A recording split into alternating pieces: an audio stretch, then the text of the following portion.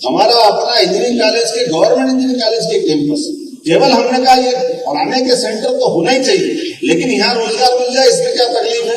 इसलिए जगह जगह, चाहे उज्जैन हो, जबलपुर हो, ग्वालियर हो, हमने आईटी के सेक्टर, आईटी पार्क बनाने की दृष्टि से उसी लैंड का उपयोग करने का निर्णय किया।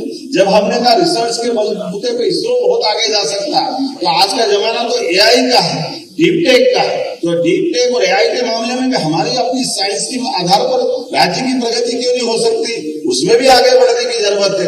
अभी ऐसे कई प्रकार के सेक्टर है जिसमें लगातार हम इसी दिशा में आगे बढ़ रहे हैं। लेकिन आज के इस अवसर पर तो सच में मैं अहिल्या महारानी की नगरी पर बैठ करके अपनी बात कर रहा हूँ, तो उसमें उनका विचार ध्यान में आता है। अहिल्या महारानी भी अपने सुशासन के लिए भी जानी जाती है, लेकिन आर्थिक रूप से समृद्ध करे बिना राज्य की प्रगति नहीं हो सकती। इसलिए माहेश्वरी साड़ी घर घर बुनकरों को लूम दे करके अपने क्षेत्र के कपास का सही से उपयोग होकर कपास से धागा बने, धागा से कपड़ा बने, साड़ी बनाए, वो बुनकरों को दक्षिण भारत से बुला करके महेश्वर की धरती पे लाई और यहाँ से उनने अपनी उद्यमशीलता चालू की। चंदेरी का उल्लेख महाराज ने किया ही था। चंदेरी की साड़ी आज भी अद्भुत है।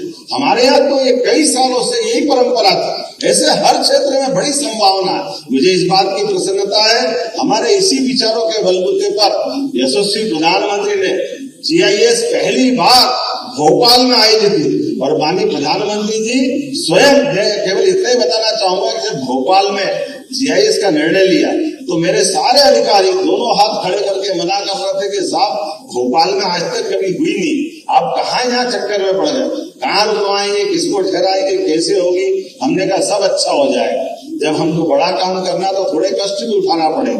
मुझे इस बात की प्रसन्नता, न केवल उद्योगपति बल्कि सौभाग्य से प्रधानमंत्री जी भी एक दिन पहले आ गए और एक दिन पहले आकर के न केवल जीआईएस के उद्घाटन में वो शामिल हुए, बल्कि उनके और माननीय गृह मंत्री जी के मौजूदगी में लगभग 32 लाख करोड़ के एमओयू हमारे मध्य प्रदेश में हुए।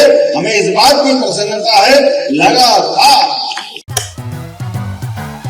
लॉन्ग डिस्टेंस वाली लंबी रातों को या नॉन स्टॉप वाइब बोले बोले सूर्या को या 50 सालों से इंडिया का भरोसा है सूर्या, तभी तो आज भी इंडिया बोले सूर्या को या।